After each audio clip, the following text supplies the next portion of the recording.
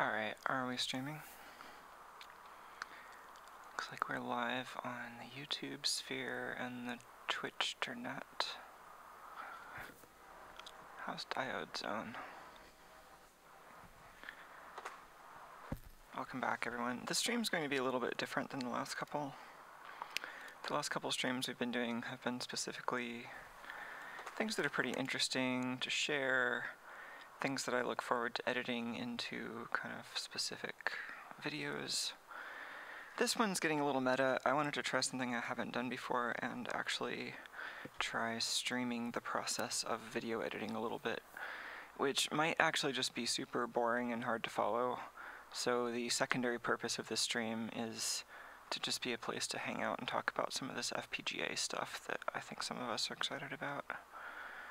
Or just whatever else you want, you know, just it can be kind of the virtual hacker space that some of you might be used to, and that I certainly enjoy here sometimes. Welcome back, anyone? Oh, hey, Dean. Welcome back. I think Tuco might be around here, too, if I can get him back on camera. I'm in the slightly awkward situation of having, well, crotch cam. Hi. I'm actually up here.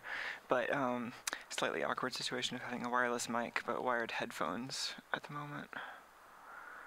The headphones I only really need when I'm doing editing, but the wireless mic lets me be a little more mobile here. Where is Tuco?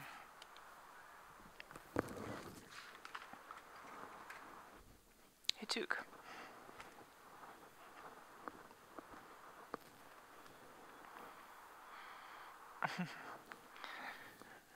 Oh, there's Tuco out here in the hallway.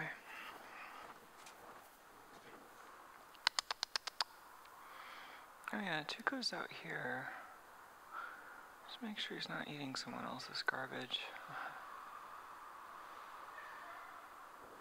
He's just running back. Hey, Tuk.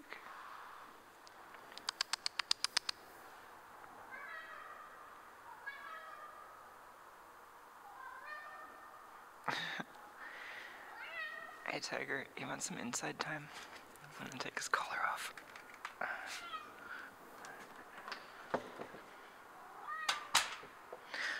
Oh, it still smells like pizza in here. I was trying to do the pizza thing pre-stream rather than after. I'm already starving after an 8.5-hour stream. I'll probably be hungry anyway if I stream that long, but if I can edit video for 8.5 hours, that might be great anyway. So the other thing I figured I'd go ahead and put in the title in the stream is just that this cat is super demanding, so he's going to be meowing a lot. Duke. Dude. He has got so much food. I should refill his water bowl, but he's got plenty. I think right now mostly he wants attention. He was enjoying being outside. But he comes back when I call him. And I don't know if you can see this very well. I got him this pumpkin. He doesn't seem to like it. He does like chunks of salmon, which might be one thing he's into. Despite having plenty of other food, there's this one particular cat food that he gets really demanding about. Alright, dude. Let's go back over here. Oh, yeah. Funky Squid on Twitch says, did someone say delicious garbage? Yeah, right. Tuco, I think, is more into the bags the garbage comes in, but yeah, I have to keep him away from garbage bags.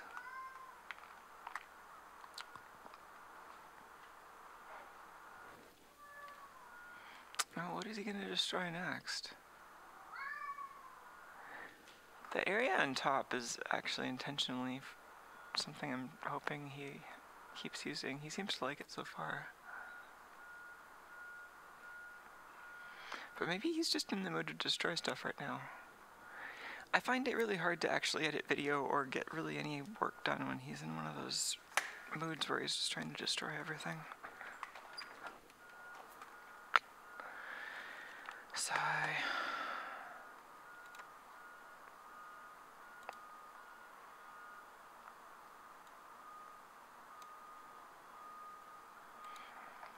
Well, so I'm gonna try to have a slightly different setup over here. Because I don't know, can we do a slight tour here? Let's get the camera a little further up. So the view you're seeing here is the mobile camera, the Tuco Flyer. Tuco is right now just sitting on a desk in the middle of the room that has some stuff on it that's not mine. It's like a work area that one of my friends was using. But there's some mess over here. Some of it is organized, most of it isn't. Here's me. This is the corner that you usually see me from. That alien in front of the camera is a wire hanging down that's usually powering one of the LED rings, but the camera needs a little bit of work right now. Or rather, the LED rings need some work, so that's currently in the way, serendipitously. So usually when you see me streaming, I'm sitting down right here. The DSLR camera is on one of these poles. You're seeing this desk. There's instruments on this desk. There's a rack full of equipment over there with another little monitor workstation on top. That's the one where I'm like starting and stopping recordings a lot of the time. And then there's more storage. There's another equipment rack, another table. But then this is a standing desk, which I move around somewhat, but right now it's kind of in this weird little hairpin nook. And that's got some higher resolution monitors, so it's been a good place to do kind of workstation-y stuff. It's connected to my video editing machine. So, I'm going to try to come to you from that little webcam on top of the monitor over there.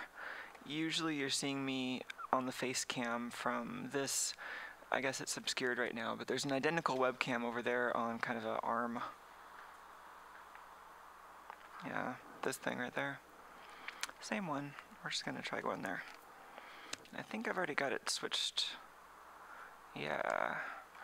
This is going to be a little weird though, because I don't have my usual complement of monitors to view the output. So I'm going to try to have this tablet for chat nearby. And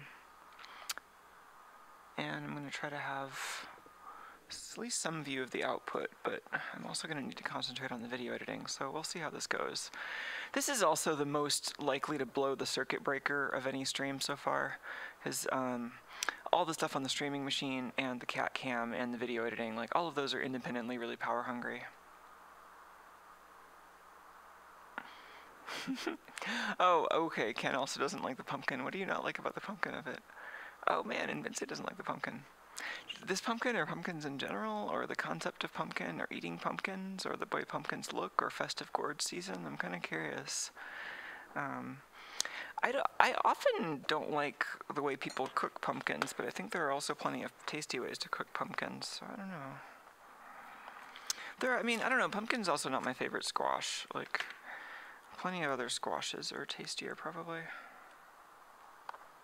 Oh gosh, so I also have no idea how long the battery on this laptop I'm using for chat is going to last.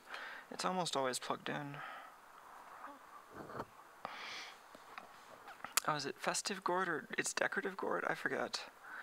That's from a McSweeney's article from ages ago. Let's see. I have most of the objects I need. Let's see, maybe a screen that shows me the Tuco Flyer camera. Oh gosh, my face is also super large on that camera now.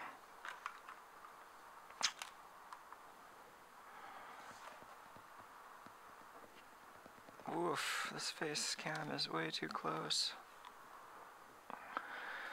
So that's on the monitor that you're not actually seeing, which just has, honestly, some distracting unrelated stuff on it, which I should probably close. There's this cool art installation I've been watching on Twitch, but it's a little bit distracting right now. There's a power graph, which maybe is more relevant. 800 watts on the video rack UPS right now. Oh yeah, are the levels low? I haven't even got my my headset on, but yeah, they probably need adjusting. Sorry about that. Sorry, as I mentioned earlier, and I tried to mention in the title, this is extremely experimental. I've never tried streaming video editing before. there's probably a whole bunch wrong with it. Let's see. Yeah, I think actually I just need to turn that up. Sorry about the rustling. Wireless headset. Of course, this is a MIDI controller, so I can't actually see what the current level is without just opening the software, but that seems like an improvement. This probably just means I've got the wrong levels saved in the defaults. Either that, or I actually changed the physical gain knob over here, but I don't care to adjust that right now. Anyway, this seems a little better. And thanks for the feedback, everyone. I appreciate it. I'll try to keep the chat stuff in mind. Also noticing this camera is not even really at all aimed at all, but we'll see what we can do. Okay, and so I guess you're seeing this camera down here, which is supposed to be Tuco, but Tuco is coming back over here now. Let's see if we can get that a little closer.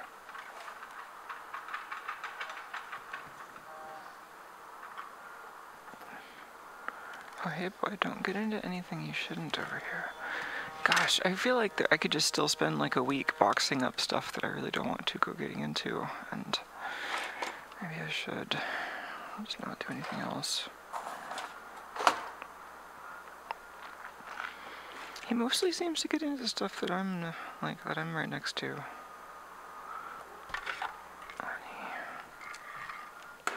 And the other tricky thing with this is that he eats trash bags, as I mentioned, so I can't actually keep a trash can most places.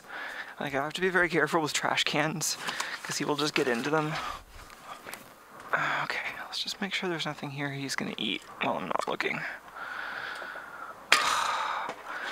Oh, this is so exhausting. I am so exhausted by Tuco these days.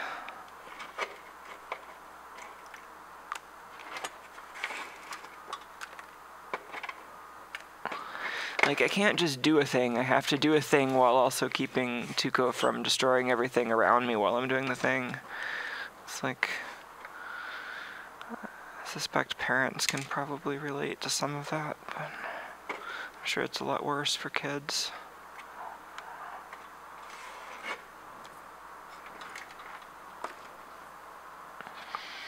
Okay, Tuco, I don't actually want you sitting on that desk, honey.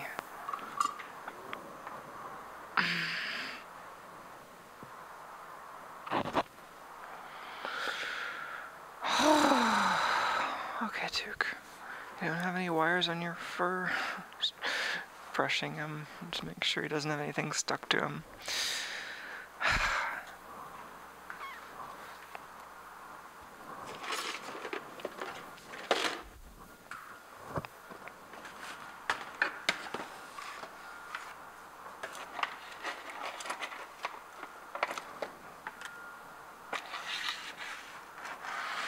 Yeah, so related to FPGA stuff, I don't know, folks seem to like those streams. I seem to find them interesting. And, you know, it seems like an interesting kind of education/entertainment opportunity. And I think people find them interesting to watch, but I also think it's an interesting opportunity to explore the fundamentals of how computers and hardware work. So yeah, I was kind of thinking about what other projects we could do and put out a call for suggestions on Twitter and got some interesting feedback. And it seems like USB is a popular suggestion, just stuff related to USB, which is also just like one of my old haunts, I guess. It's something I end up working on a lot, and I guess I like it. I like USB. She said reluctantly, like a hostage. No, USB's great. And actually, there's this project idea that I find kind of interesting, at least, which is maybe even something that'd be useful around here, because I have a couple of computers which I've tried to use USB switches on. So something where you plug in, oh, that's the door from my microphone's SD card slot. I don't actually need that though. Something where you plug in some USB input devices like keyboards, mouse.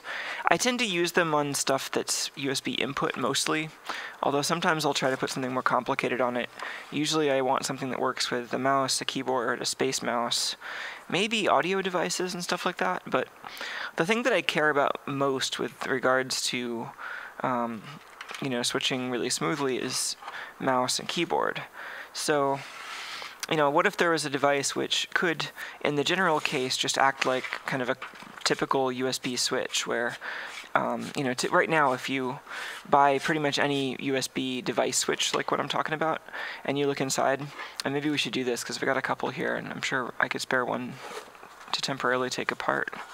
Actually, I'm not sure if that's true. I thought I had a spare, but I think I gave that to a friend who actually needed one, and I think the other one I actually used as part of my streaming setup. We could take it apart and look at it live while I'm using it to stream, which might be fun. Or we could just get another one because they're not expensive. But if we looked inside, we'd probably just see something that temporarily disconnects the data lines for the USB from one computer and connects them to the other computer. And for sure, on the software side, the computer sees the device disappear, and we just see it reappear on the other computer. And and this approach is pretty foolproof because it all just works on hot plug behavior that the USB device is completely designed for.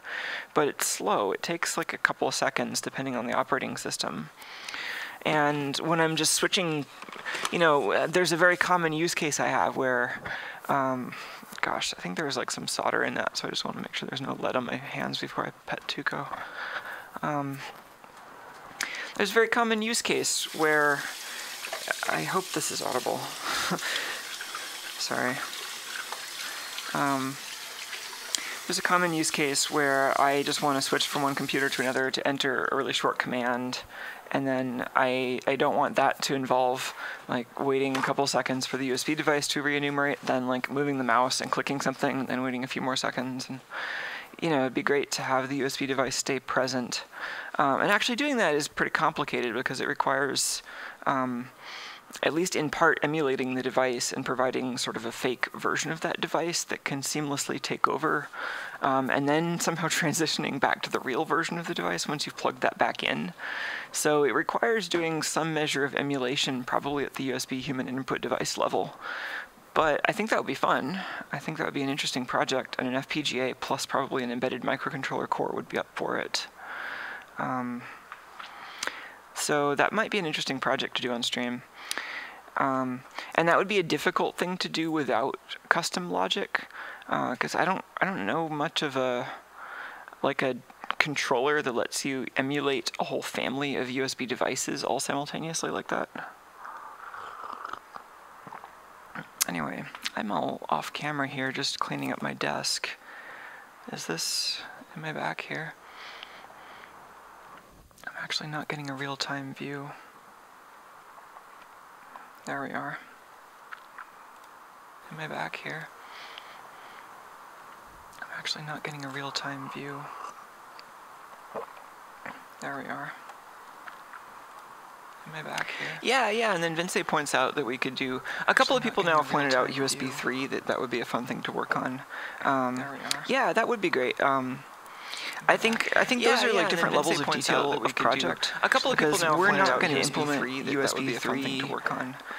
Maybe even not even USB 2 at the like ones and zeros. I think those are like different levels of detail of project. That's completely feasible. We're not going to implement USB 3 to work on. Full speed and lower. Maybe even not even USB 2 at the like ones and zeros. I think those are like different levels of detail. That's completely feasible. We're not going to implement. Probably need at least a serializer. Full speed. There's like a standard physical implementation. That's usually done as a separate chip or separate hardware in FPGA. So, would be starting as there's like a standard starting from that phi intercepts. I think the relevant ones are going to go phi. So that's still useful though. Like that's still standard starting from that. That's still phi intercepts. I think the relevant ones are going to go phi. Are you getting echo? So that's still useful though. Like that's still standard starting. Sorry. That's still. I just noticed that I wasn't actually wearing my headphones. I think the relevant ones are going to go phi. Are you getting echo? Oh gosh, I'm sorry about that. That's, yeah, as I said, experimental setup. I have not figured out the quirks in this one yet. Sorry about that. I'm just going to shut up and try to relax for a second. But yeah, there's a bunch of FPGA stuff we could do involving USB and different levels of abstraction. I was trying to say something, I think, about how for lower speeds of USB we could be speaking ones and zeros directly onto the wire, whereas with higher speeds, we would be by necessity at a higher level of abstraction because we'd be speaking a protocol to an external physical layer transceiver. So that's what I was trying to say, sorry. Yeah, no, the loop is from the stream open on my end. I'd opened, so like I usually have a local monitor so that I can see what I'm doing, but I'm not at my usual desk here, which I'm sure is apparent from how the quality is terrible, and I don't really know what I'm doing. And I was just trying to see what I was doing with opening the diode zone stream here since it's relatively low latency, but I forgot to mute it, of course, because I thought I had the tab muted already. And I wouldn't have even had the audio routed from that machine, except I'm about to use that for editing. And now I'm just looking for the cat. Where's the cat? I needed to put the headphones on anyway, though, so... sorry about that. But yeah, that project idea I was talking about, if you missed that, was to build kind of a USB KVM switch kind of thing, or really just like keyboard mouse input device kind of switch, and for it to have various modes where, you know, this could even be part of a more generic kind of USB emulation framework, sort of like the Face Dancer or Great Fet or any of that, where maybe there are modes where you can have fully pass-through USB devices, kind of like a USB hub, where in a USB hub, the bits don't actually get converted to a packet and then back to bits. Like the bits actually just pass straight through the hub. So there could be a mode like that for the lowest latency and the best compatibility. There could also be modes that kind of emulate at the USB packet level and provide optional ways to sort of trigger and store and replace packets for emulation. There could be something more fully emulated where the packets are actually generated and handled by code rather than by other device cores. So it'd be interesting to make just sort of a pluggable way to have device cores and device emulators that kind of pass data to each other and to CPU cores and back, that kind of thing. Yeah, no, I'm glad I put experimental in the stream title.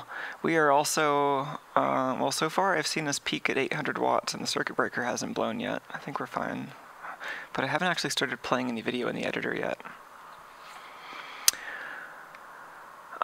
Right, so how are we doing? I think, oh, what is that picture? Oh, that's an LED panel. Oh, that's cool. Oh, and it looks like the chat is stuck. I've got to go over to the other computer and reset it. Using one of those slow USB switches that I was just talking about. What I'd really love is something with just 4 or more. I mean, I guess it's also cheap to add more inputs if you've got an FPGA. There's probably space in I/O. So I'm imagining just a button panel with, you know, imagine like 8 nice kind of Cherry MX switches or something, and you just bang on the switch and you just immediately have mouse and keyboard on that machine. You could even do something, I don't know how many of you know of this program called Synergy, which was, well, still is. It's had different forms, I guess. The current form is not quite, I guess, the same as what I remember, but there's this program called Synergy where the idea is you have your real mouse and keyboard connected to one machine, but then maybe you have a lot of other computers that you're trying to control also, maybe different operating systems, maybe just trying to control lots of machines for performance reasons. I used to use this a lot for software development where I would need a lot of different operating systems and stuff like that available. And so the idea is you'd have your mouse and keyboard physically plugged into one machine, but then all the other machines would run this client so that they would kind of get this proxy copy of the mouse and keyboard events. And it was all rigged up so that they would transfer control when you physically, or when you kind of moused the cursor across the boundary between monitors. So it was kind of like you had one machine with a bunch of monitors. It was a very nice effect, and I would like to replicate that with something that works without all the quirks of Synergy.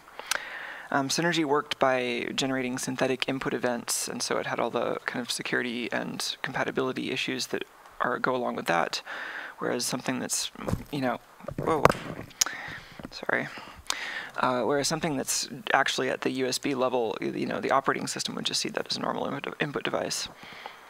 And if you wanted to do that smooth transition between devices, you could have the input device multiplexer thing know about your monitor layout, know about you know, your screen has this resolution and it's at this physical location relative to this device. That's something that you could probably pretty easily, you know, program using some kind of graphical tool on one of the machines that you're doing this from.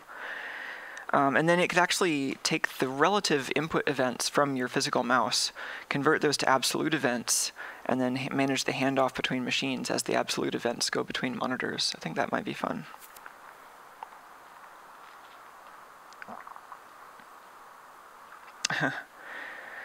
Mitch on Twitch chat says that a USB man-in-the-middle device would have big security issues too, not that regular USB doesn't. Yeah, I mean, you know, code running on your USB man-in-the-middle box would have basically the same security concerns as code running in the kernel on your machine, on your physical computer. So, yeah, it would be a privileged place to be, but doesn't seem inherently harmful, especially if it's just like a piece of hardware that you don't have the ability to write, you know, new firmware to from outside easily. You know, that doesn't seem like a giant security risk. But yeah, like in general, that does kind of bring up the point where, you know, if you wanted to make a keylogger, and if you wanted to make a keylogger that's really easy to keep hidden, you could put it in your keyboard firmware. You know, it's just usually the keyboard firmware doesn't have space to store a log. It doesn't really have a way to exfiltrate the log.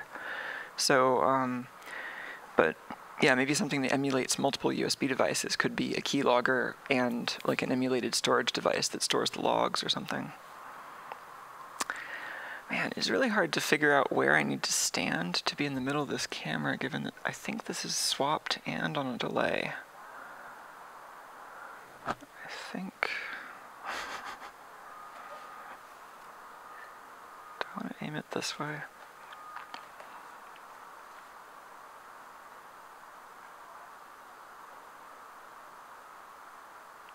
Yeah, I think that helped.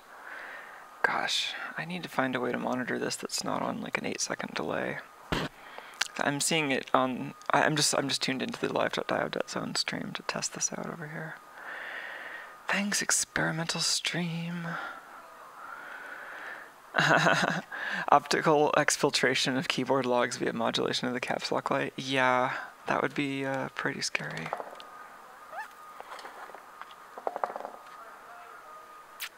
Gosh, yeah. I don't know how to keep this camera actually aimed right.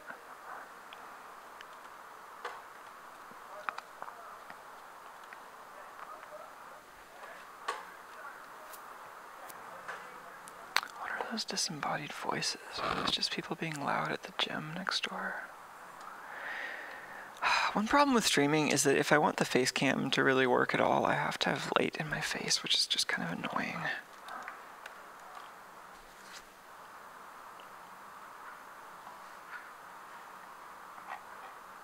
Okay, well, so I don't really know how to edit video on a stream. I'm just gonna try to do what I usually do and relax a little bit or something.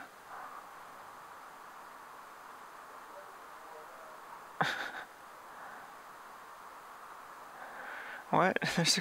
Somebody thinks I invented an open source hardware generator? I don't think that was me. I've written stuff that I guess you could consider like hardware cores in higher level languages, but I mean, I haven't written any significant tools. You probably are looking for people like Clifford.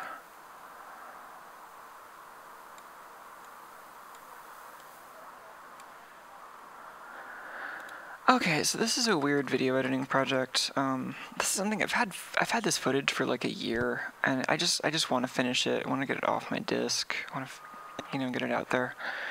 I looked at this a little bit on an earlier stream, but this is a Boldport kit. It's called Ananas. Ananas. Yeah, it's pineapple themed. It's a ring oscillator, like a set of ring oscillators in this kind of 3D through-hole kind of setup like this. It's pretty weird. I'm also gonna have to like fuss around with my windows here because I had this set up to do a lot of like I had some of my editing windows on the other monitor, and so I wanted, and then I tried a stream where I was doing my editing on one 1080p screen, but I just couldn't deal with that. So I'm gonna try to do a one 4K screen. scaled down to 1080p for all the folks at home, and we'll see if that works for anyone. As it is, this is a little weird, but I'll rearrange stuff as I get into it. Oh, actually, I want my scopes.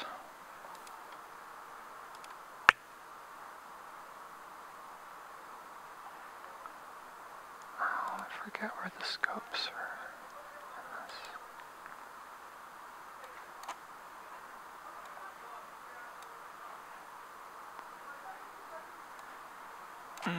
Let's put it on the right side. It'll be slightly truncated in your view, I think.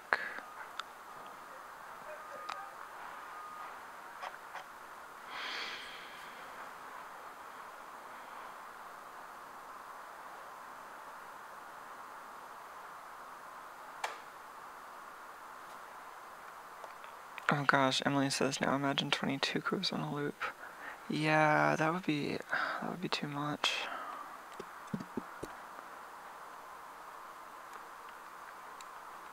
Okay, so just to like set this a little bit, I might talk a little bit about what I'm doing. So I edit videos with various pieces of source material. A lot of it is from live streams. A lot of it is B-roll that I get between streams and whenever. This also has an audio track that I made specifically for this.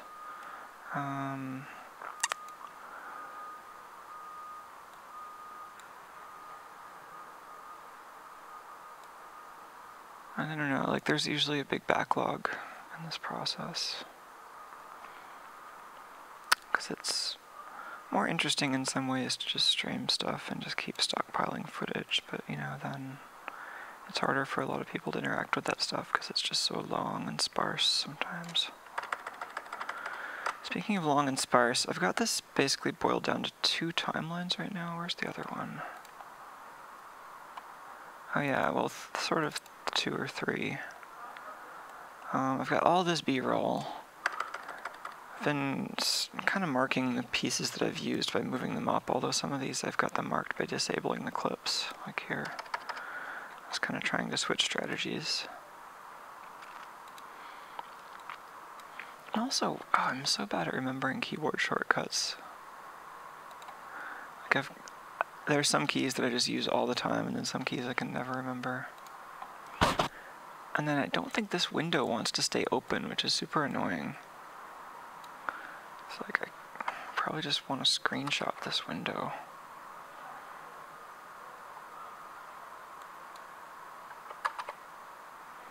Is that the right yeah, that was the right screenshot incantation. See, why do I have to do that? That's no fun.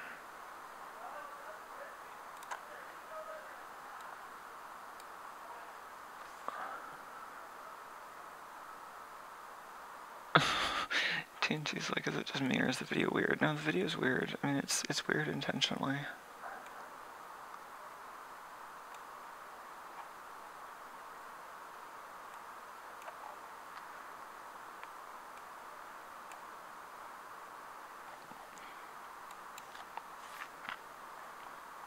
Anyway, I wanted a copy of that overall shortcut list, but I was also curious if there's actually a mapping for enable. Oh yeah, Shift E. I'm not gonna remember that, but I'll try.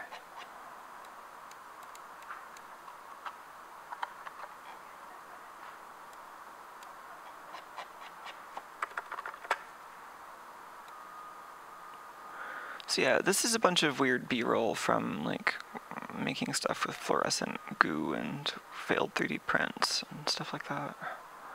A lot of this is already time-lapsed and cut down a little bit, but needs, of course, more trimming. And then some of it is like goo and broken glass and marbles on a disco ball motor with ultraviolet light and the Ananas kit and weird stuff like that. So I've got a bunch of this. How is my circuit breaker doing? Whew, haven't even crossed 900 watts yet. That's great.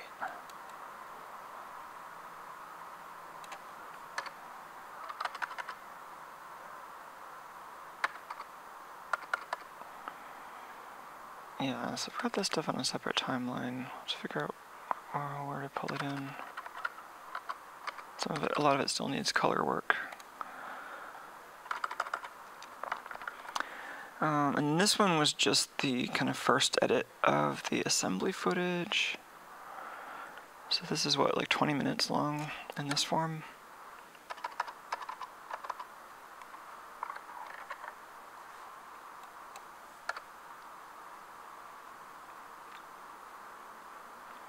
I'm gonna play a lot of this at 2x or higher.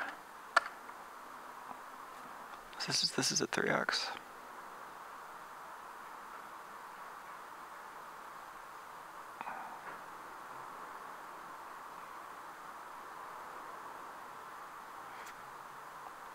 So a lot of this still needs to be cut down and like matched to whatever I'm actually using it for, but like the essence of the editing is here. A lot of it's redundant, so I might have to trim out just like entire clips still, just because so much of the circuit is very similar.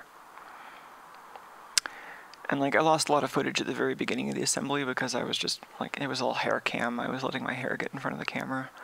And then I switched angles a couple times, and so I might intercut between these angles a bit. And that hasn't been done yet. This timeline is still basically still identical to what I left in the other main timeline.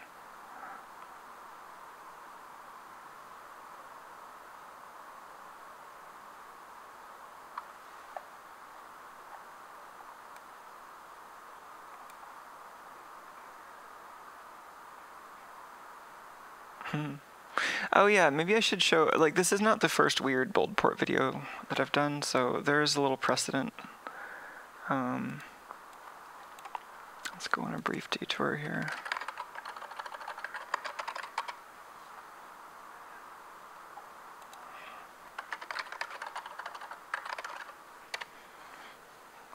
The canonical video archives here on Diode Zone. So some of this is streams. I think the one I'm really thinking of is this Boldport Superhero video. I really liked making this one. Let's watch that one.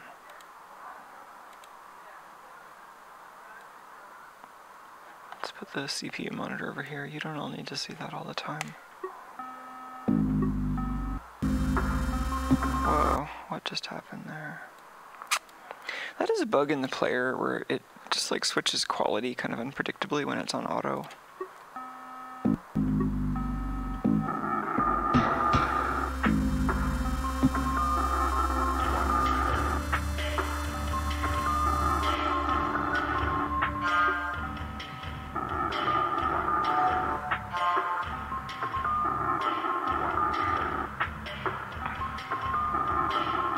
This doesn't really have B-roll that was like quite as extensive.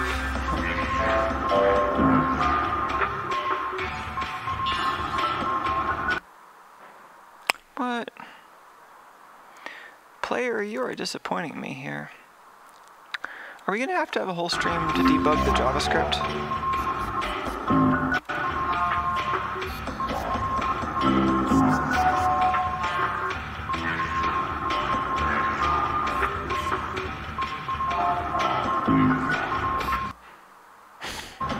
So yes.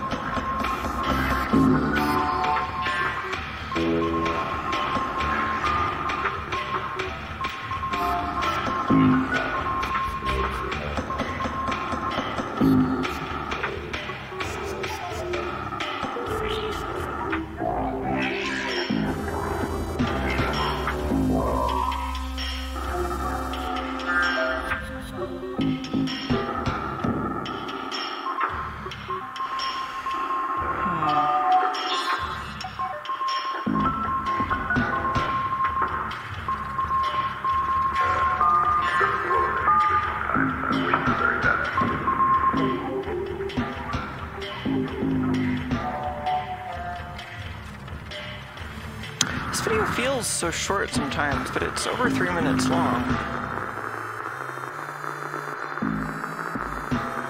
I was planning for this new one to be a little under 2 minutes. Maybe that's too short.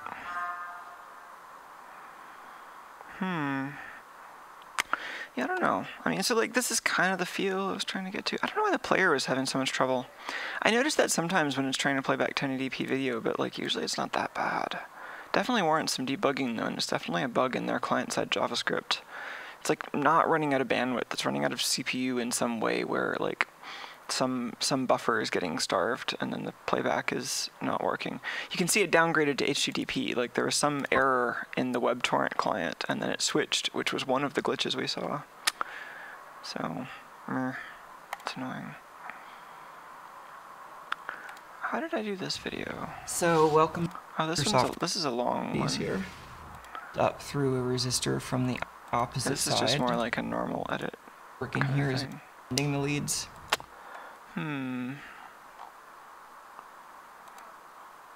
So light to his headphone.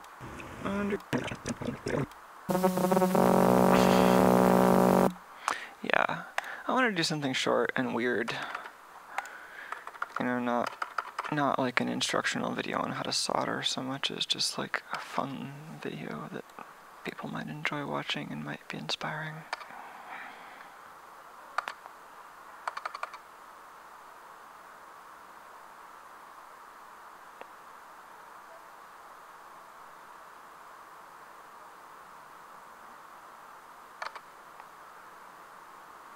I'm gonna play back the actual editing footage or the assembly footage pretty quickly because it doesn't involve any audio. It gets choppy when you try to play footage with audio back really quickly.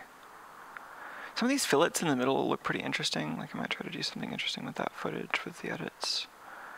You know, not like time lapse it, but just try to get like the really good part of each fillet and edit right around that. It's also really small though. I don't know what I'm going to do with the framing.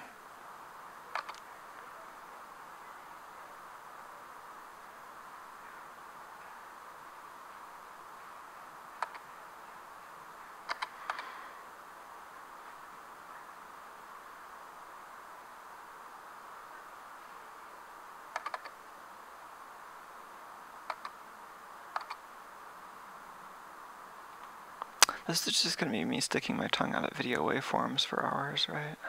Oh, here's cleaning channel.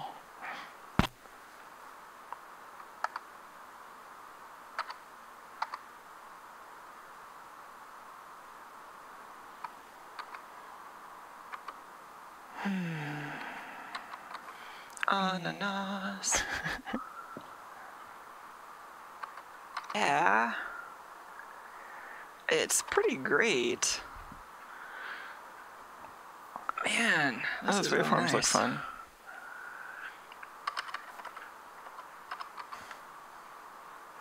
Ananas.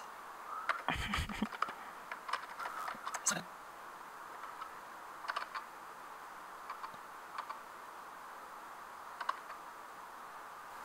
then I'll give it a good scrub as much as I can with alcohol. Get some of the flux off. Ooh.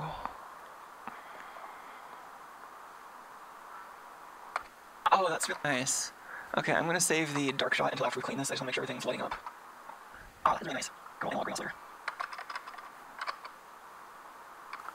Good old analog ring oscillator. So that's that. I think I've mostly already dropped that into this timeline, so I don't need to keep that open. And this I wanted to actually keep side by side. Oh, do I have enough space? All this vertical space, I did a bunch of overlay. I haven't actually played what I've got here yet, have I?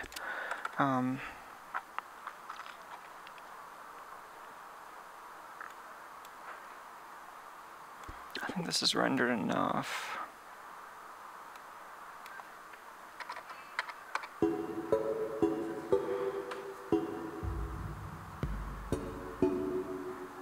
This one is definitely special. None of the other ones are bright yellow, so ananas.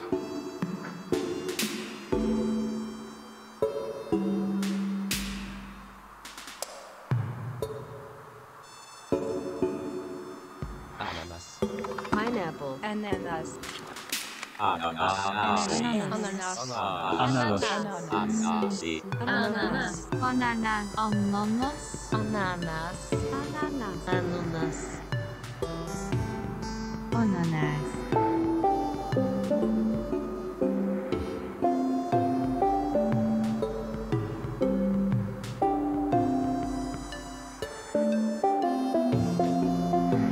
And here's kind of where the edit starts breaking down.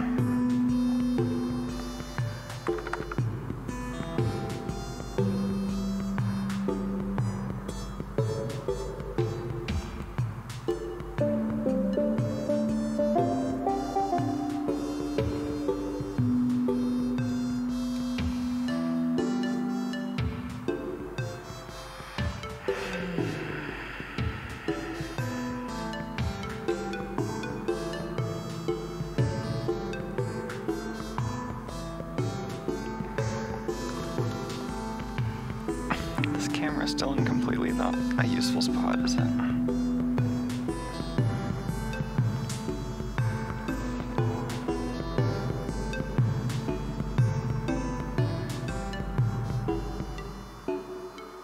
I've also been doing this weird thing lately where I've been editing in 60 frames even though most of the stuff is not shot in 60 frames, which is pretty weird, but I like it.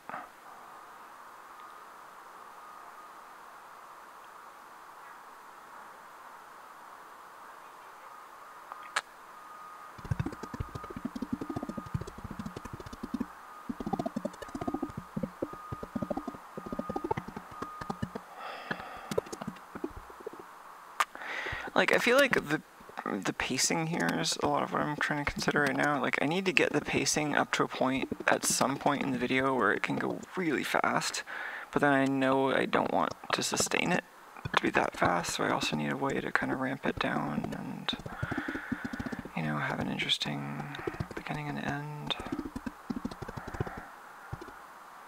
I don't know, and so like this whole setup is like already kind of a lot of setup for such a short video. Like, this is already basically over before we even hit the 2-minute mark. I mean, I could try to make a longer track, but it's also kind of interesting just to see if I can make the video this short.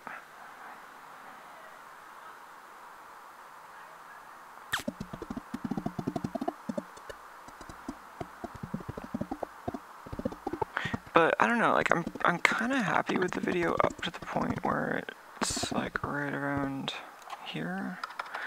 Like, basically that first like 40-second render that I did, I think is basically what I wanted. But then after that, I'm less sure about what to do. And I feel like here it's just not very tight, and I kind of want to like take that apart a little bit and try to put it back together more cleanly.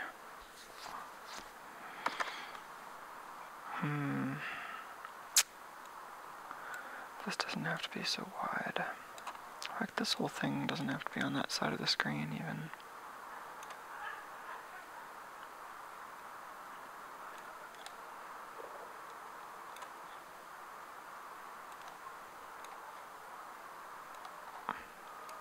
Some of these I don't even want, some of them I want.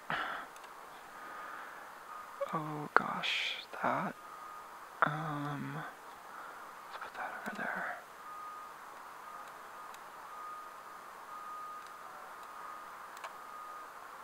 Do I even use this? I think that has to be over there. Oh no, I can move that too.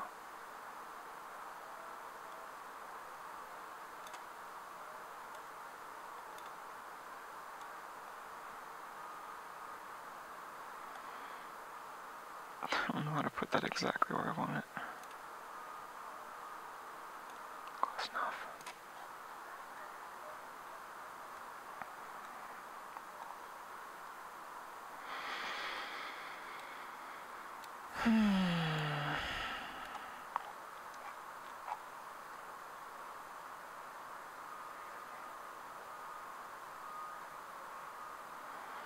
Oh yeah, let's talk about FPGAs. I feel like video editing is like really hard for me to stay motivated for because it's just so complicated for something that ultimately doesn't really matter.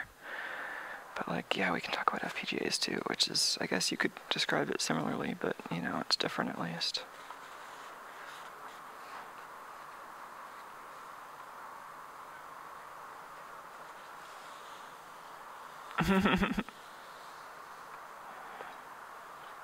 Oh yeah. I also get what Nick's saying. Nick says, I just realized that my routine, or I shouldn't try to transform pronouns while like talking. So Nick says, I just realized that your routine for ignoring your own pre-recorded voice is very lightweight. If it sounds like me, I can ignore. But our routine for ignoring your pre-recorded voice relies on actually understanding what you're saying and judging how contextually relevant it is. Yeah. There's also like an audio VU meter over here, which maybe I can try to make more prominent. Oh, some things in this program are hard to drag. How do I drag the VU meter? Like, which pixel can I hold it by? That, oh gosh, now it's huge. Is it too huge or exactly huge enough?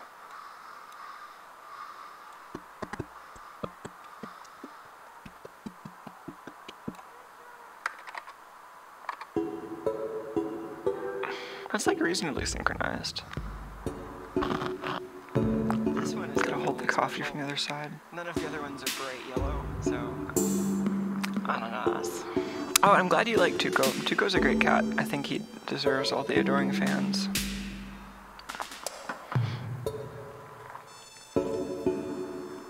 Ananas. Pineapple. Oh, and are we debugging some iStudio code here? Let's have fewer people talking, people and or non-people. Oh gosh, and it makes me nervous to have all those tracks highlighted. I did have to go back through my autosaves and find something prior to deleting those 4 audio tracks accidentally. I still don't know whether that was my fault or whether there was a cat keyboard interaction that was unintended. Let's see, so there's also this. What was this?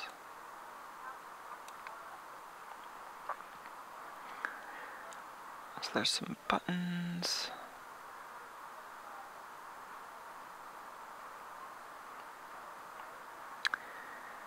Oh, interesting. So, yeah, so RB Rose is asking about the simulation test bench output for iStudio. Yeah, I don't actually know how that works yet. I haven't really gotten it to work myself either. From what I've seen, which is not very much, it looks like it has a way of exporting like an empty shell for a test harness, but then you still have to write your own input for that test. So it's certainly not like fully baked yet. It seems like it's just like a little bit of help over doing it completely manually at this point.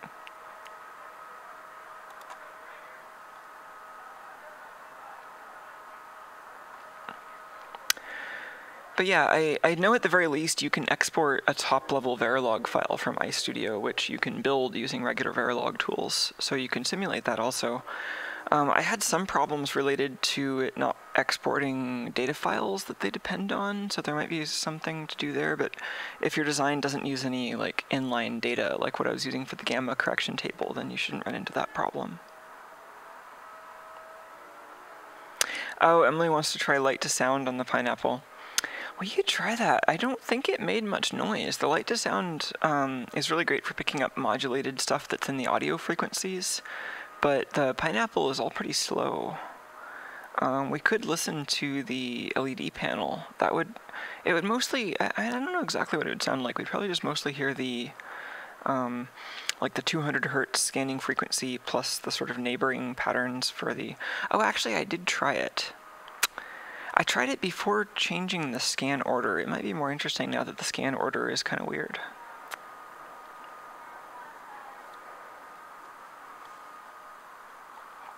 Oh no, my chat got a auto scroll problem over here. Oh yeah, iStudio doesn't have an internal simulator. I think that's a feature I think a lot of people would like. Pretty sure Jesus knows about that. But yeah, right now the way that you have to do simulation is by exporting it and using a different Verilog tool.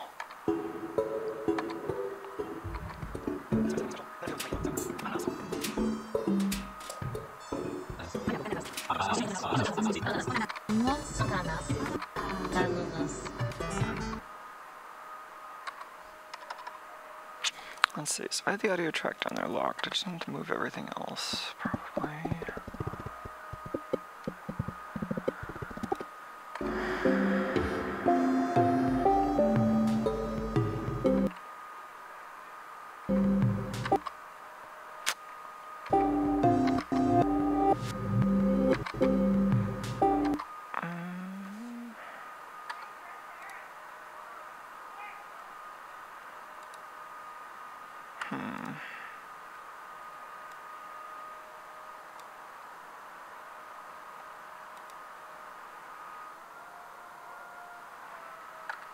I wonder what that noise is.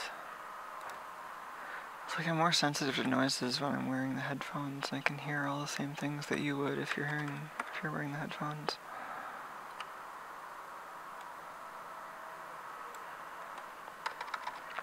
I'm not entirely sure what to do with this other clip either.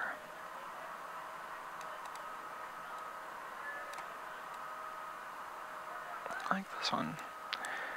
Let's hold on to that. A lot of these are additively blended together, and then they have opacity ramps of some sort. Oh, does this one not yet?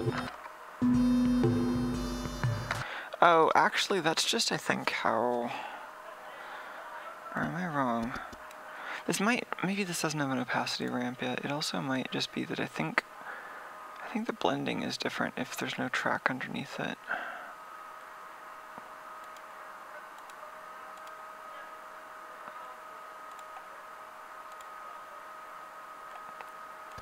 This does have an opacity ramp. Why aren't we seeing that?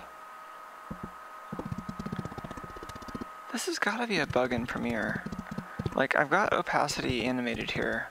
Blend mode is linear dodge. I think if I change the blend mode... Yeah. If blend mode is normal, we're seeing the opacity ramp. But I think a linear dodge over no other track is actually calculated incorrectly by Premiere right now. And then if I had another track below it, it would show up correctly. I think I can simulate that by putting just like a black rectangle below it. Oh, where do I get black rectangles? That's a solid, right? I don't know, I'm thinking of After Effects.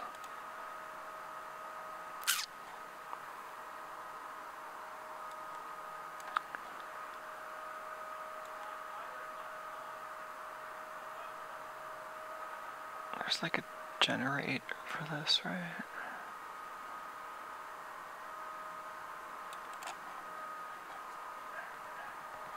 Now I'm starting to get a face full of sunlight. It's also kind of distracting, but at least Tuco is pretty chill. I don't know where Tuco is. Actually, is he getting into stuff, or is he actually chill?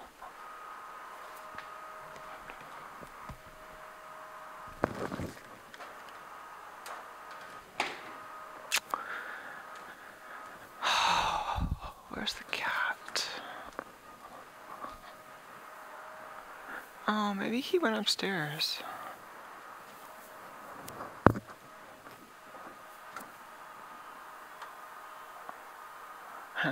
This particular buzzy noise is the wind spinner over here on solar power. I'm gonna just see if Tuco's upstairs. If he's in camera range, I'm gonna hang out with him, but if he's hanging out up here, that's cool too.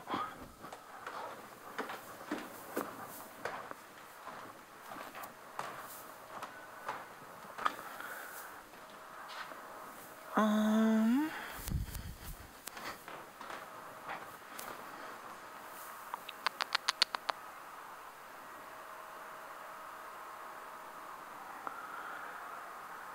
Huh, I don't see him.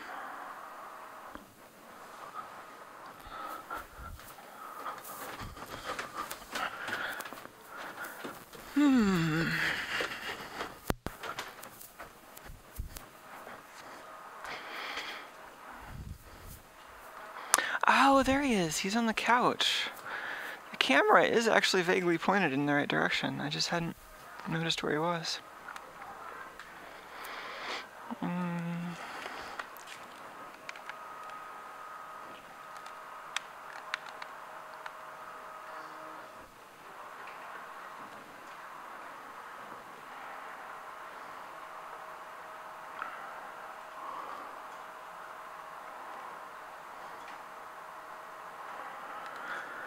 There's Took.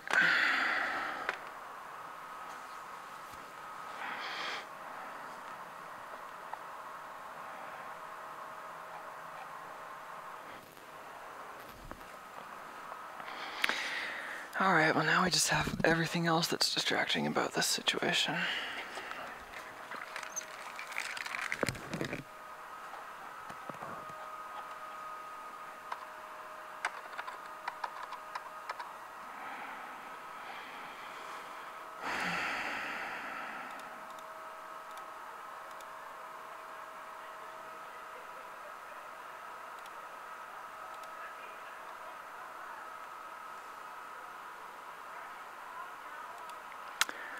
Why does the header for effects not show up in this window? That couldn't be... Okay, it shows up when I resize the window. That's gotta be a UI bug.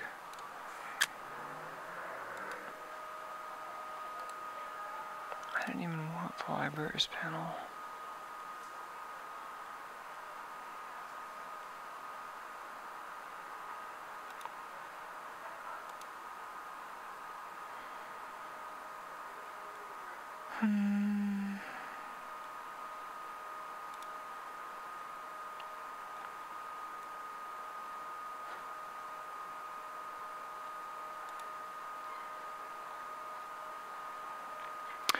I'm just trying to figure out right now how to just generate a solid color frame. I forget how to do that in this tool.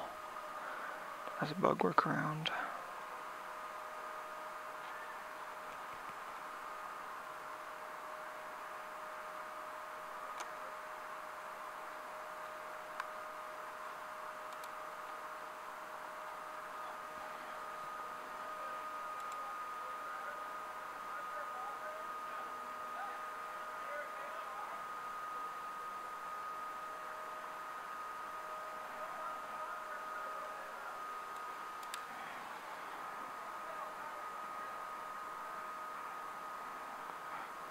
I mean, worst case, I can give it like a black PNG file or something, but that seems like a terrible workaround.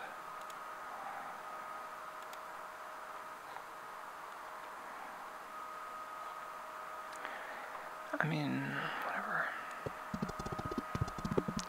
I don't actually need to render this properly. I was just hoping I could work around a bug, but I don't actually need that right now, so I'm going to go elsewhere.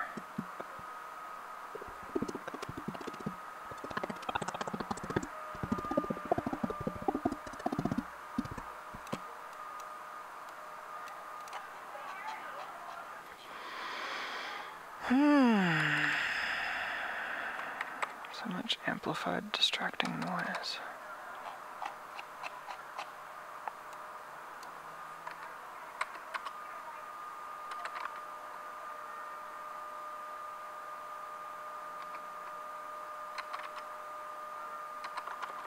Oh, where's that? Oh, that's way up there. Let's deal with that later too.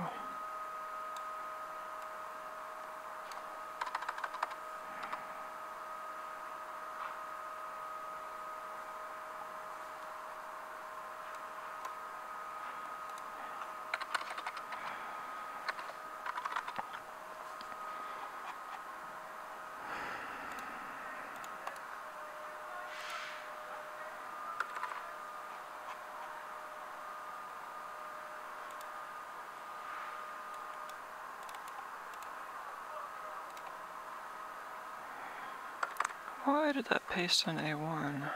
I guess I had A1 enabled. I wanted that on A9. That's better.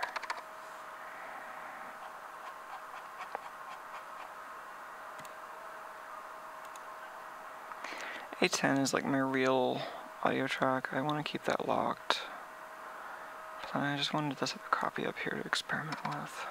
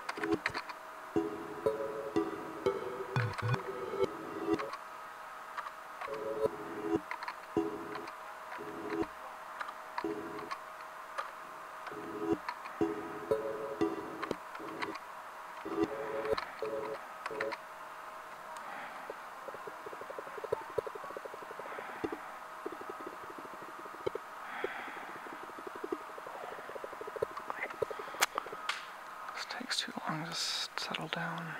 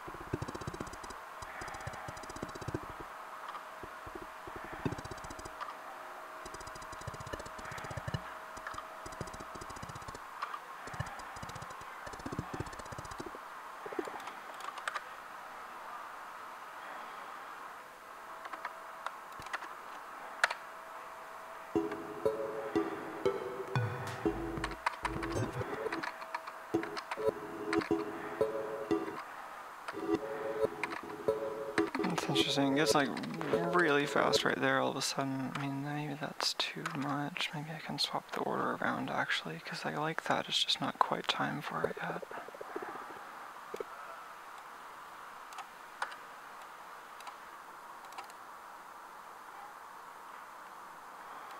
Where did that marker come from?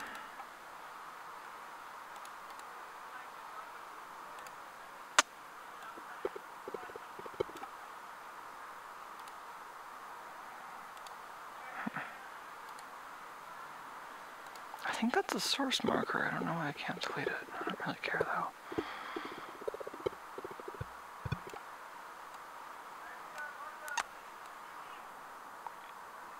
Kind of like also maybe what if I did that?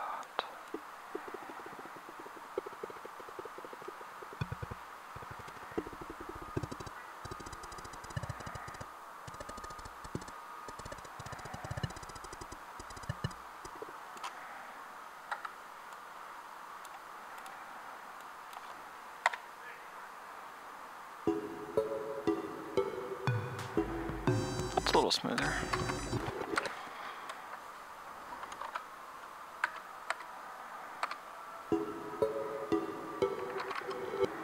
Now this part just looks too long. But I really like that highlight, so I want to cut it on the left side.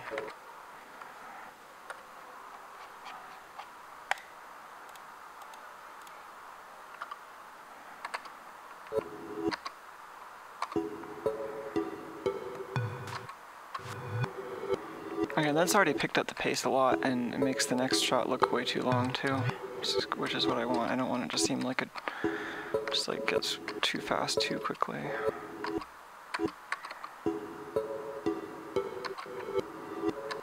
And it's still too long.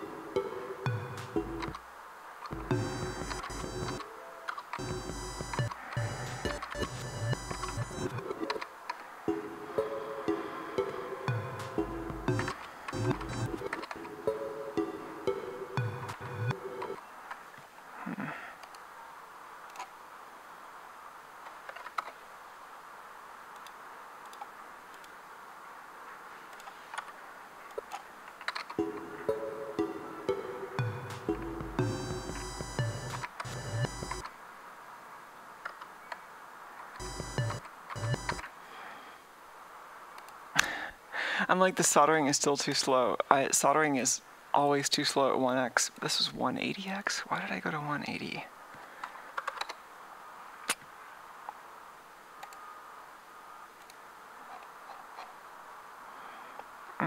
Could I hit that beat?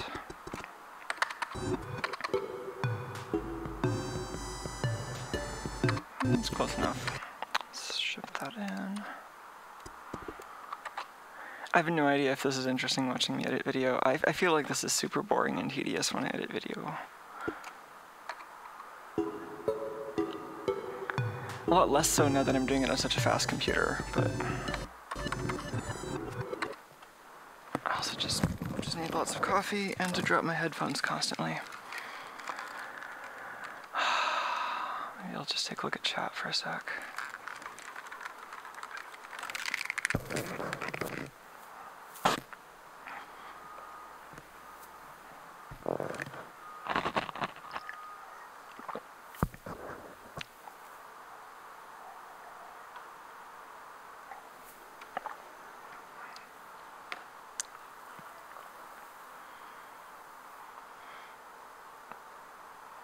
Yeah, I guess multiple people are suggesting that I, Oh yeah, Mitch says I should use the USB input device to automatically lock out the keyboard when it detects Tuco walking across it. Yeah, I feel like this is a general, this is like a specific case of the general problem of preventing unauthorized input at your workstation. So other keyboard locking strategies like wireless devices or whatever might be useful. Hesitate to suggest biometrics, but I do find the like fingerprint scanners to be useful sometimes, but they certainly have their limitations.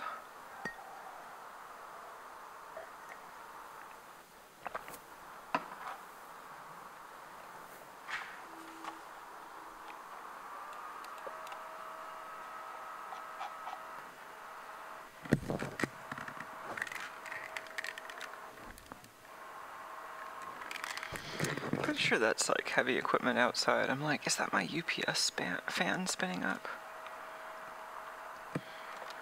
Doesn't seem likely at this point. Oh yeah, Tuco should probably have his own YouTube channel. He does have a Twitch stream. Yeah, so far I guess I haven't, I don't know, I don't honestly have a ton of motivation to make additional YouTube channels, but I find myself more motivated to do video curation kind of stuff on PeerTube or on just like non-YouTube channels in general. So that is to say, on Diode Zone I've been uploading more cat videos, and there's kind of a Tuco channel. It isn't quite a Tuco channel, it's more like an extra content channel, but I should make a Tuco channel.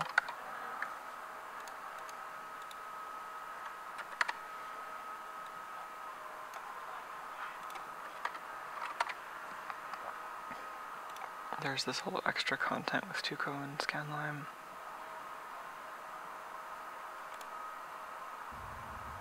I liked this one. Can we play this full screen without the video freezing?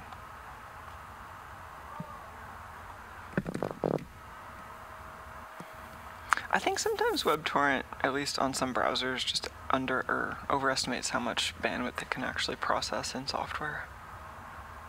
But this is nice. Multi-cut.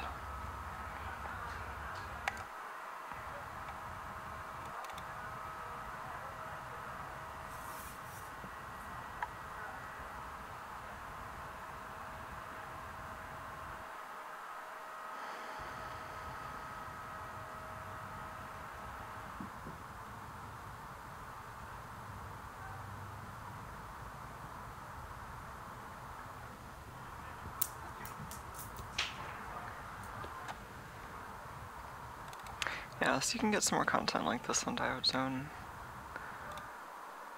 Oh man, there's just so much else we could be doing besides editing video, but we should get back to editing video.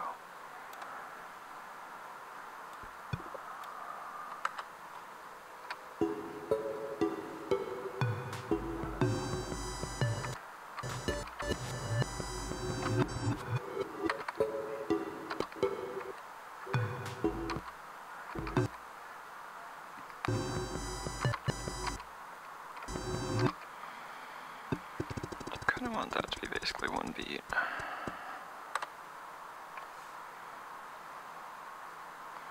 Why can't I trim that clip? Worked the second time.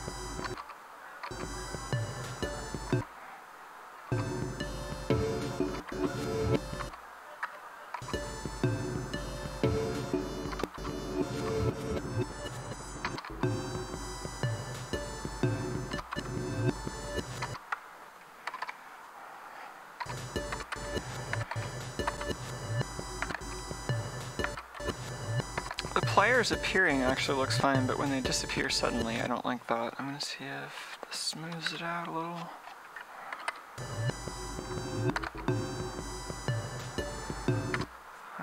Kinda.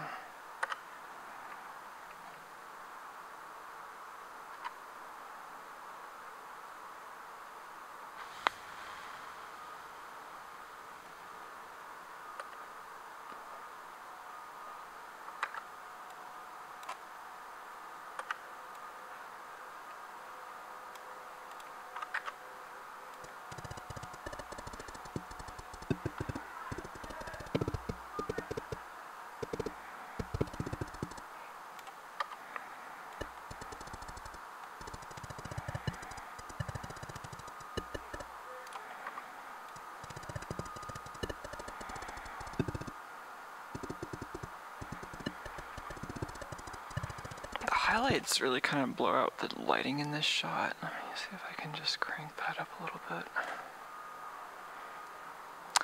Where did I even put that window? Yeah, I'm not used to the way these are laid out right now.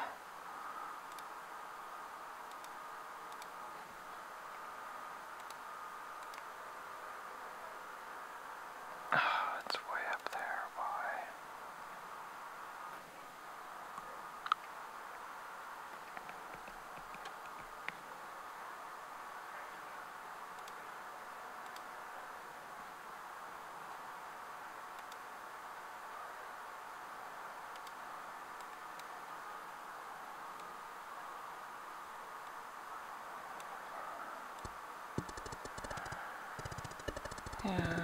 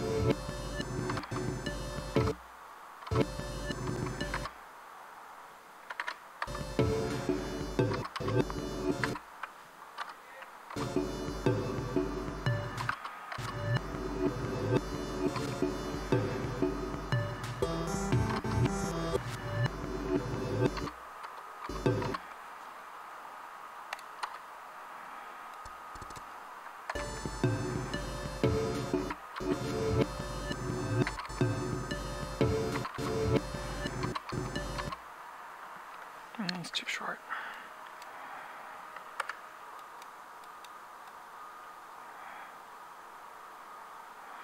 I think I want the other side of it.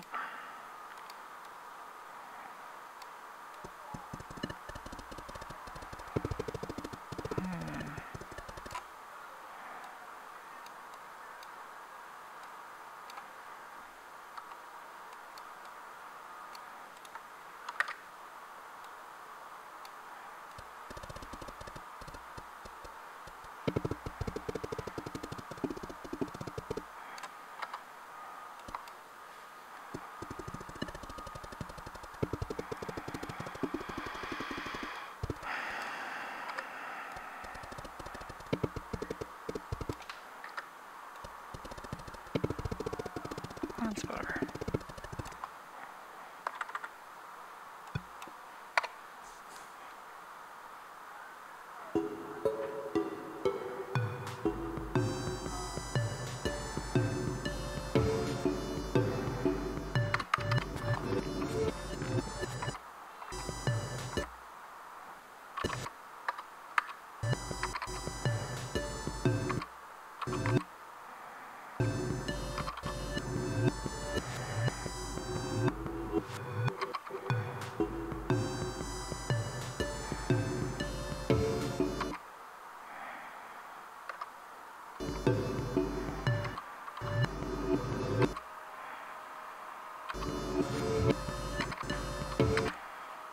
What speed is this one?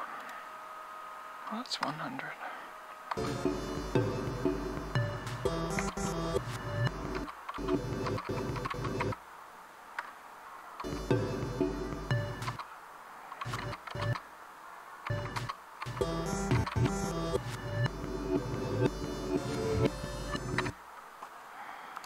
I like all the parts of that, I just want it to be faster.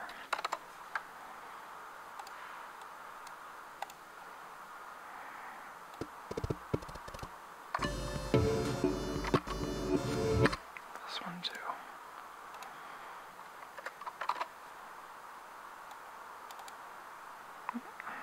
Help if console.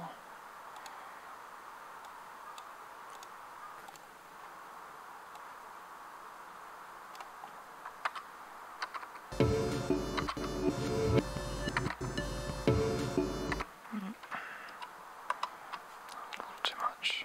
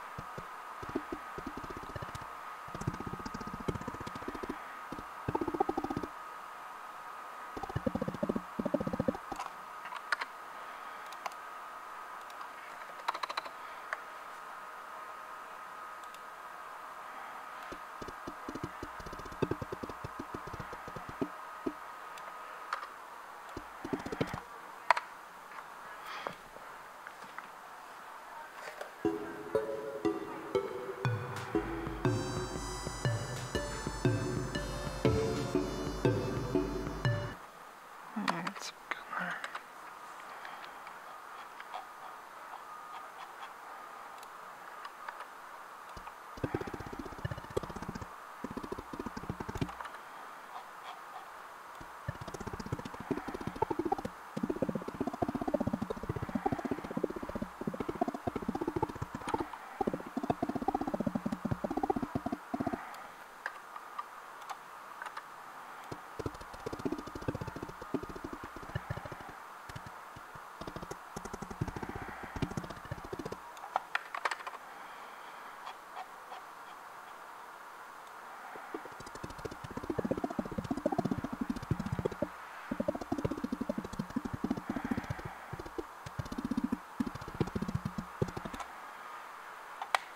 One of these things is not like the other. Let's treat that separately.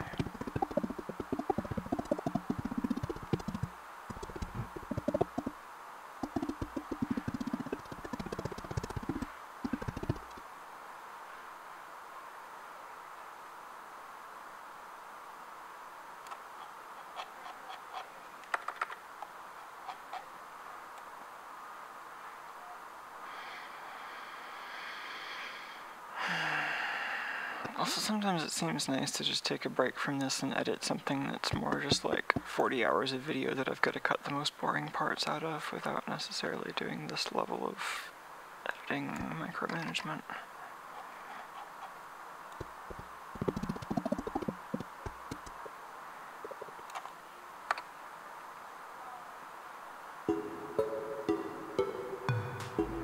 Like that so far, I'm happy with that, but like, it's more of that. Like, there's a lot of soldering here, so I need to either just remove a lot of it or do something more interesting with a lot of it.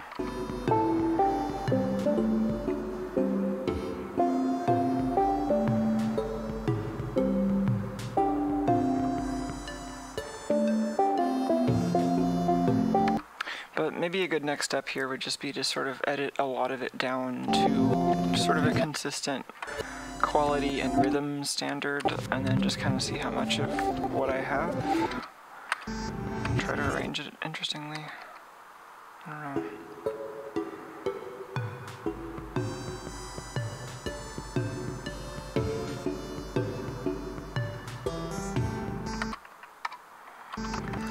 like also the cleaning stuff, this is a little early to be cleaning channel. Like, even if I was actually cleaning some stuff right then, I think that footage would be better used elsewhere. Let's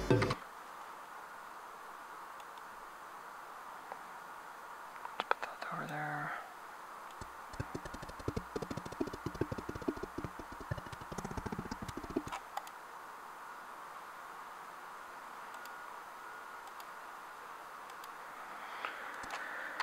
Oh man, this is already making my eyes hurt.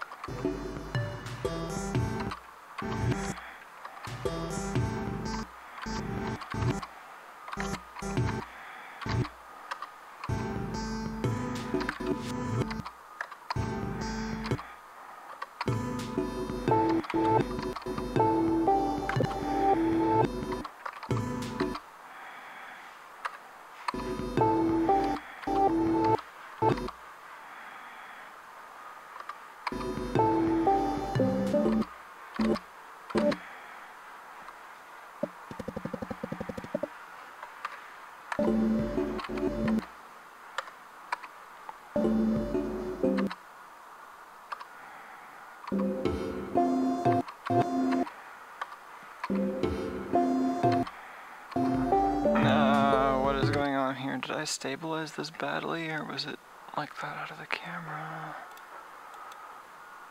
I don't think I tried stabilizing this. Let's try. Where are any of my windows?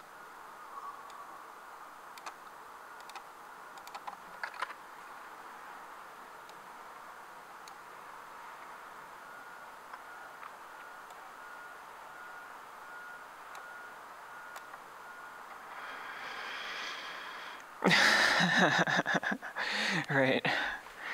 Warning, may contain messages to Satan when played at any velocity.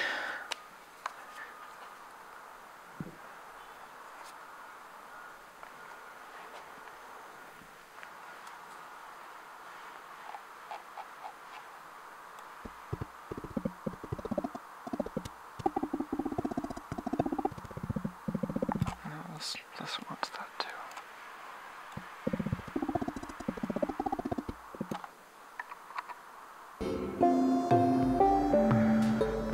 Stabilizer didn't help with most of those frames. Am I trashing this clip?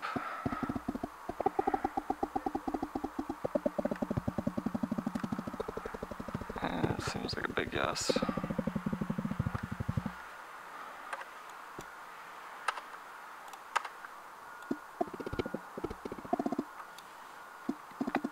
Wow, look at that rolling shutter distortion. Wobbly lads. I think we're trashing this clip too. Survived the last round of editing, but not this one.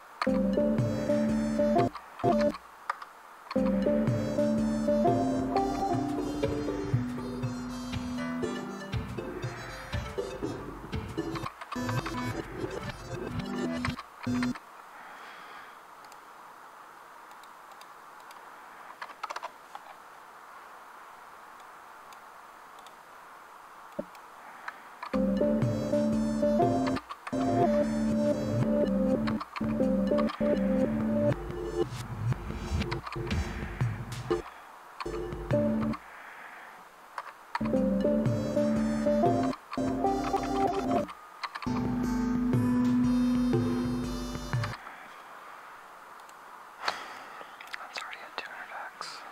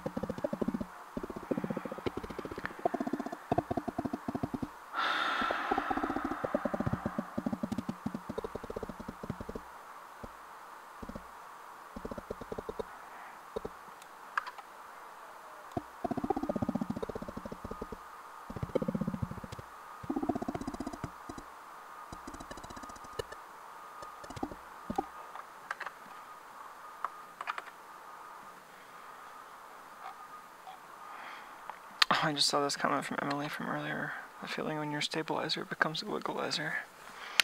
Yep. Oh yeah, Fred was wondering, sorry, that was probably super loud because it was quiet. They were wondering just what they just tuned into.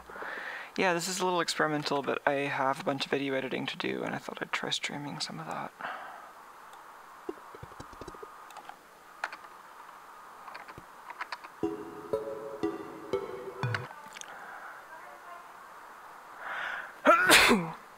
Oh gosh, excuse me.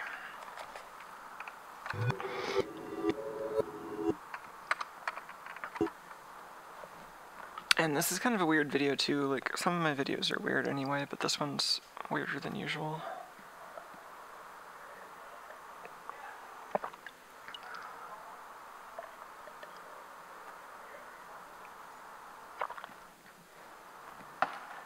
Jugo's still hanging out on the couch, maybe we can get closer to him.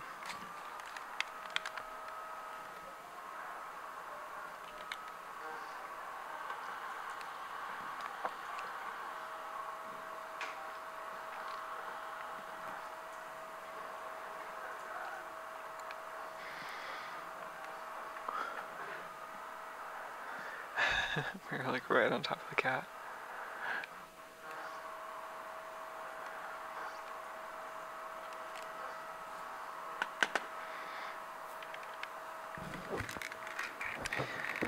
Oh, this combination of headset and headphones also kind of hurts my ears faster than I expected.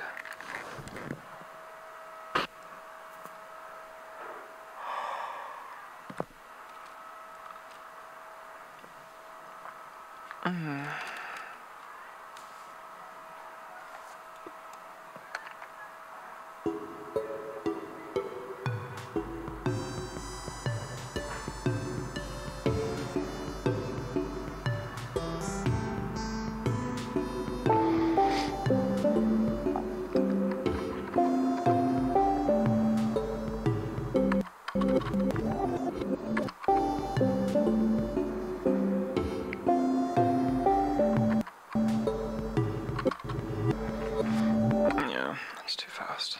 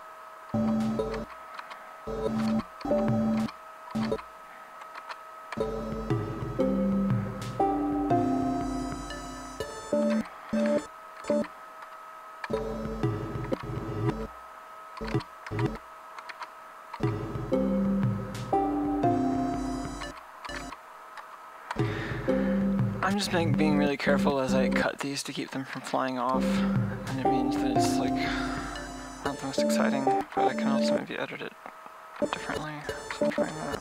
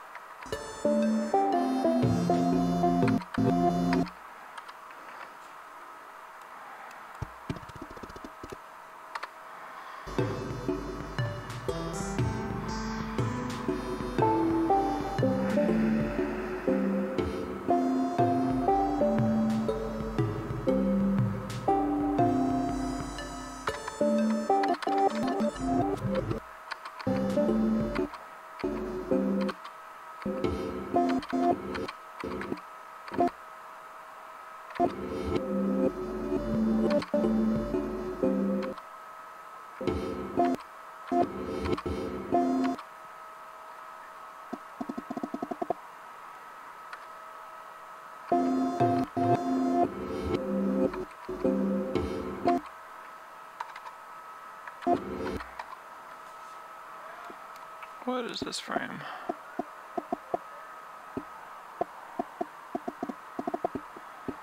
don't think I care about that frame.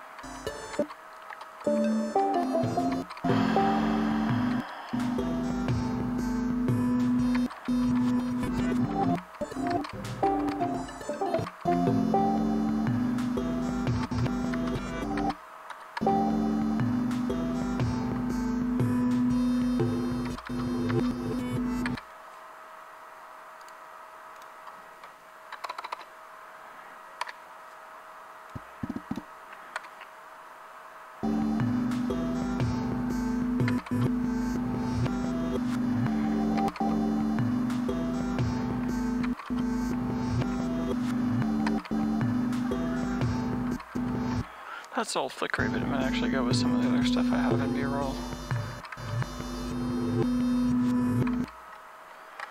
Speaking of B-roll, I'm starting to wonder how this is going to mesh. So that's a bunch of the build footage that's been compressed a little bit, and I took some of this side stuff out to the side. Still need to figure out where to put it back in.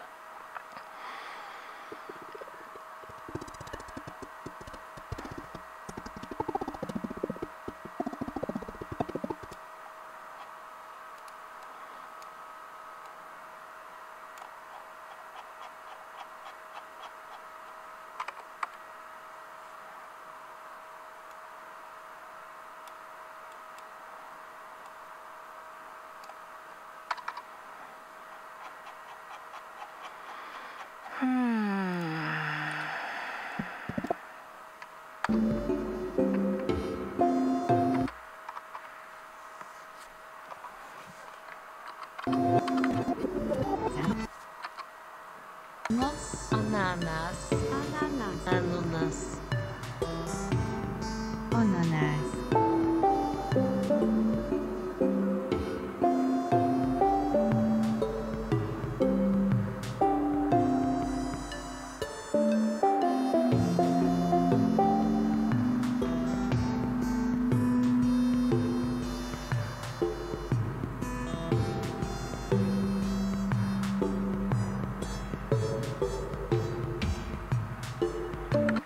It's not bad so far. Gosh, I'm so tight on time though. Like that's still like halfway through my audio track already.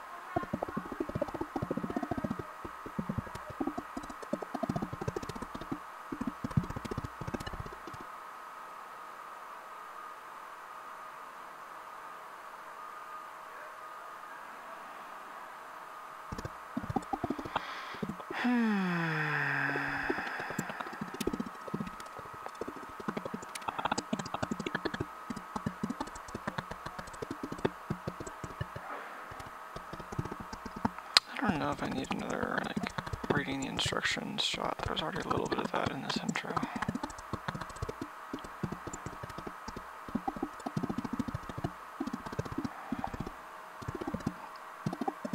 That was this one. Yeah, let's no more of that. The cleaning channel is important. Let's hold on to that.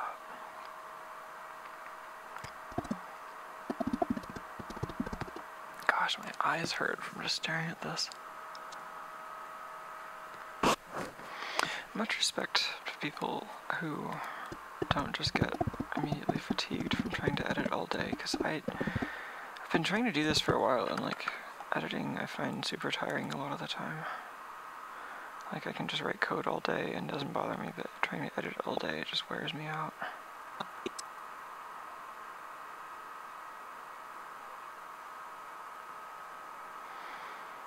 Okay, actually a lot of this is stuff that I don't necessarily need to use very much of. And there's a little more soldering, some repetitive stuff, but also gotta keep in mind the time scale though. I'm zoomed out, like this here is like 2 minutes, that's what I'm trying to target. This here is 20 minutes or so still.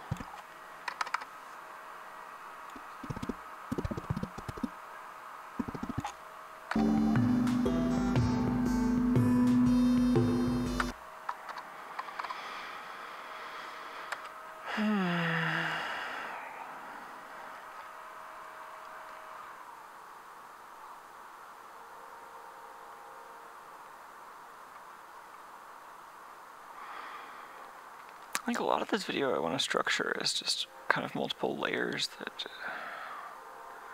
kind kind of interplay with each other with filters so that maybe like one kind of gets more in front and the other gets more in front, but they're both kind of there. I think I already kind of got that separated out, like even though this is a photo of the completed build, that's kind of going to be one of the B-roll sort of layers because it's the completed thing. This mixing footage is fun.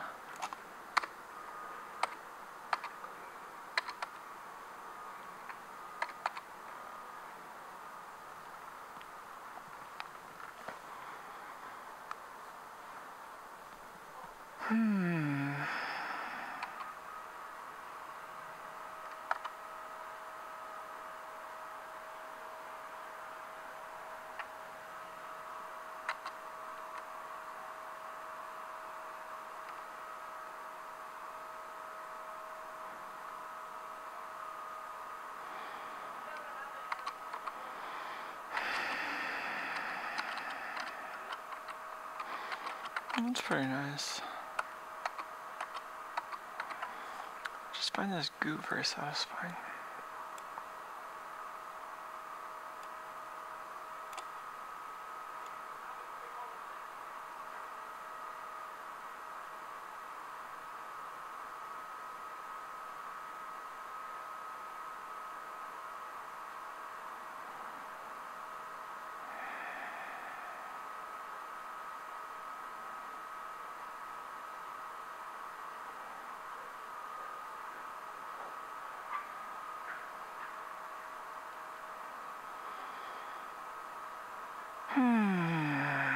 Maybe this would be easier to edit on one timeline already.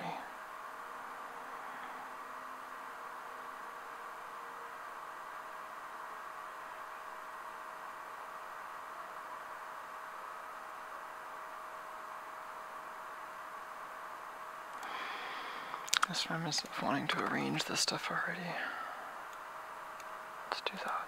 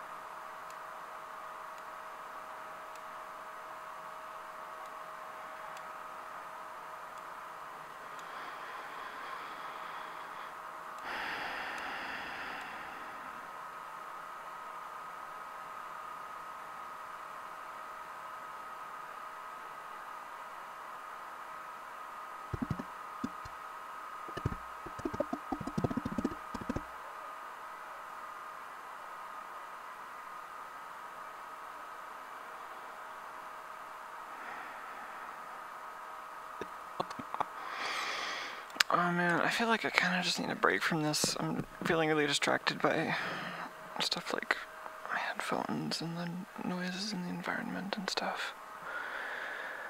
Well, we made it for like 2 hours, which is maybe more than I expected in some ways.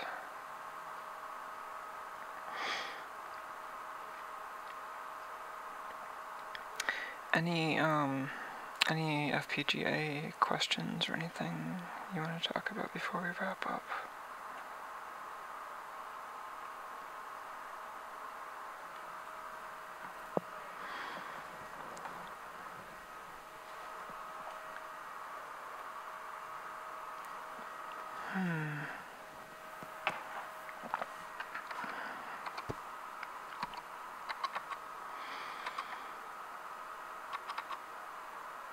Oh, why do I even still have this footage captured through my glasses?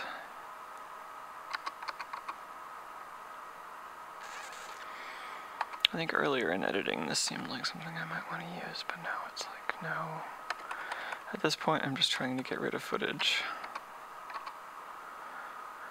Just how much footage can you delete? That's the name of the game.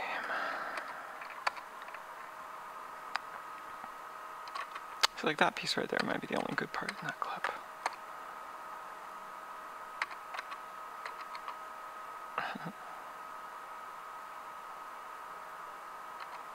That at the most.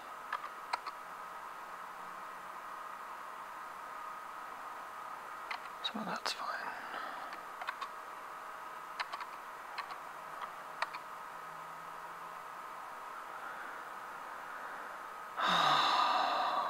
But yeah, I guess the combination of And I'll give it a good headphones- scrub as much as I can with alcohol.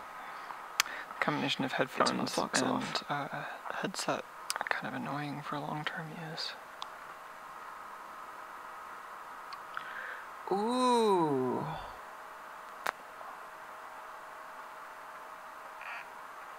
Oh, that's really nice. Okay, I'm gonna save the dark shot until after we've cleaned this. I just want to make sure everything's lighting.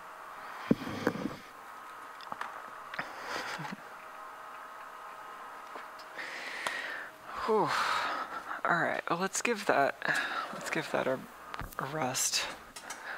I don't know how I feel about the streaming the video editing process. I feel like I am not very good at just editing video for like hours and hours and hours at a time. I kind of need more frequent breaks. It's part of why I was hoping that maybe streaming would help me just concentrate on it for long periods of time, but it seems like maybe there's a chicken and egg problem I don't quite understand here. That somehow I'm better at concentrating on the tech stuff that I'm... Like, I mean, you can probably tell that I'm relatively new at video editing relative to a lot of the other stuff I try to do on stream, and so, like, I guess it's harder to just do that for a long time. Oh yeah, Tuco is being really chill, as Dean points out. We could hang out with Tuco for a bit. Should have been on that camera.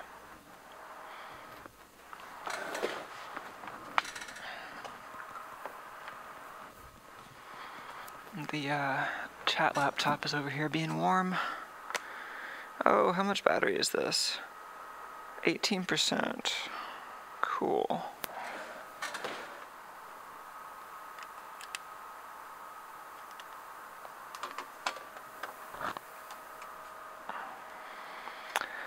Ah, the Wiggleizer.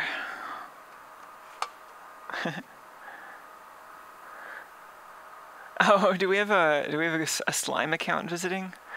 Just noticed hi from Google Slime in YouTube. Hi. Is this a coincidence, or are you into slimy things? I can actually edit video from this desk too, which would be one way to get the microphone off my head.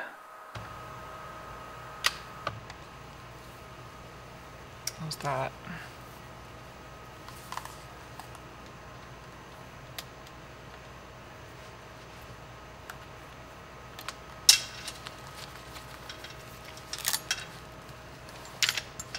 Oops. That was a bunch of unintentional button presses.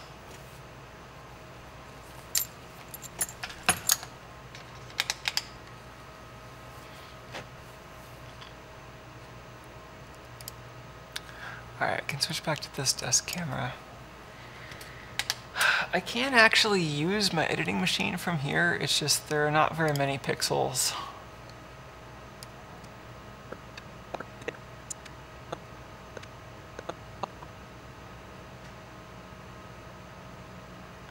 Oh, did we lose Video Grabber? Looks like the Video Grabber is stuck.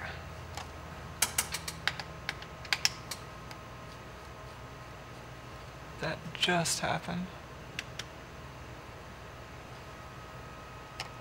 How long has the video been stuck for? Was the video stuck for like 20 minutes?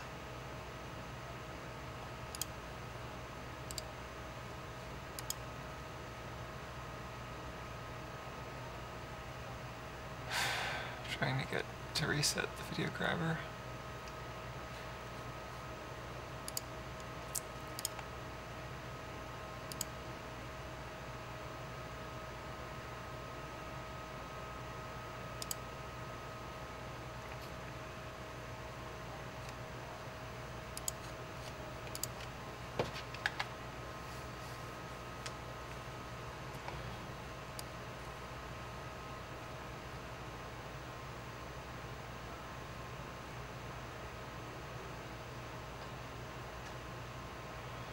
It's another hazard of trying to edit from the other desk. I don't have my streaming monitors all set up, so I can't actually see when stuff stops.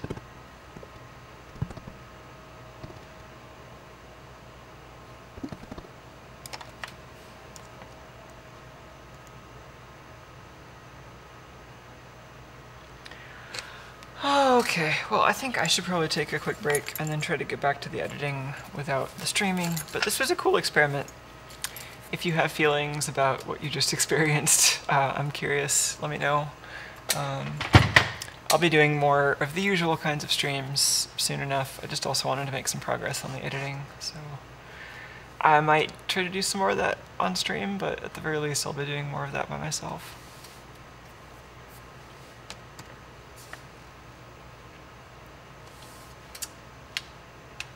Well, Tuco's just being super chill now.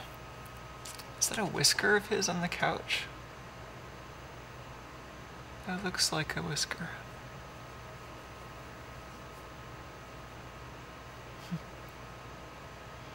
Oh, cool. We got one person saying they liked it. Thank you. Thanks for the feedback. Yeah. I mean, it is kind of nice showing the editing process. I'm still trying to figure out what workflows actually work well for just efficiently making stuff happen. I think it's the hardest for me when I'm not entirely sure what I'm making, which some of these like artier streams end up being that way, so I need to figure out a process for just making sure that I can get stuff out at a good rate. But thanks for hanging out. Thanks for stopping by, and a special thanks to everyone who sends stuff in and who donates to the stream. The Patreon supporters, all of my generous folks out there who help the stream go. They're really the reason that I can spend all this time doing this instead of chasing down contract jobs and trying to find other ways to pay the rent. Now I'm working for you, and I'm making the stuff that you think would be interesting and inspiring and educational and whatever else you're looking for. So given that I'm working for you, I'd like to have feedback of just, you know, what you want to see me doing and what you'd like to boss me around and have me do on stream. So if you have ideas, I am actually interested in those. So yeah, I'll see you next time. Happy hacking.